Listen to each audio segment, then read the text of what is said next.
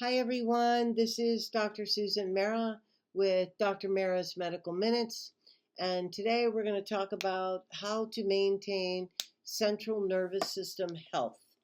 It's pretty simple, but I thought it'd be a good topic for us to talk about. One of the things you can do is do a lot of puzzles. That's what I do. I do a lot of puzzles, and I try and do one a day.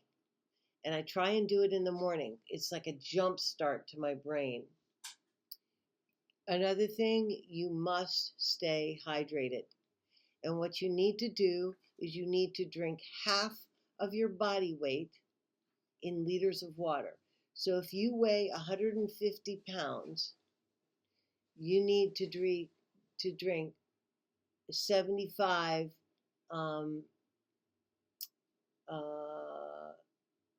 well, not 75 liters, but what's 7.5? I don't know how many liters that is, but that's how much water you need to drink.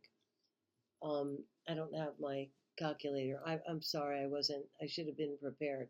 But anyways, you understand my point, that you want to be drinking half your body weight. Well, that's a lot. And what I would suggest is that you keep liquids on your desk, and that you drink them, and you can drink them out of the straw. That's what I choose to do. And the reason I do that is that my dentist told me that the best way to maintain teeth integrity is to drink out of a straw. And so since then, I drink out of these really special straws. They're just made from paper from the tree.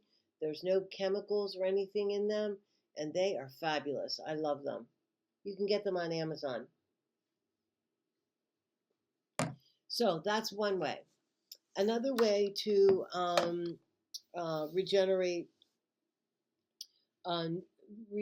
regenerate nervous system health is by intermittent fasting. Intermittent fasting is when you fast for 16 hours and then you eat for 8. And you eat good food, not bonbons and cookies and things like that. What I mean by good food, like Mediterranean diet, eggs, nuts, seeds, berries, fruits, vegetables, and meats. And then you fast for 16 hours. That is very nutritive to your nervous system because it increases a process in your body called autophagy. And autophagy is a wonderful way for the body to eliminate toxins. It's like having a self janitor. Another way is to eat a lot of leafy green, dark green vegetables like asparagus, kale, broccoli, and I don't think peas, because peas are pretty carbohydrate. But anyways, you get the point. Leafy green vegetables. And eat foods like avocado, quinoa, sweet potato, zucchini, berries of all kinds, grapes, melons, fatty fish, and organic meats that are grass-fed.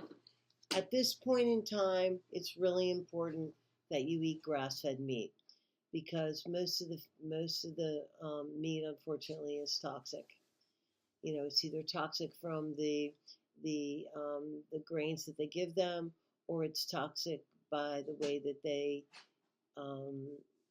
kill the animals, unfortunately. So it's a good thing to have grass-fed if you can afford to do that. It's pretty expensive. Another really good way to maintain brain health is to use a couple of nutrients. One is called BDNF, Brain-Derived Neurotropic Factor, and it helps a process called collateral sprouting, where it basically helps neurons grow. And things like Ginkgo Biloba, Vinpocetine, things like that, fatty acids. Another one is phosphatidylcholine, which helps the membrane of the cell get regenerated. And these are all really helpful to brain health. And if you've had a tick-borne infection and it has gone to your brain, I would highly suggest that you do some sort of restorative nutraceuticals to get your best brain back. And because I believe it can happen, because I've seen it happen. I'm a living case of it.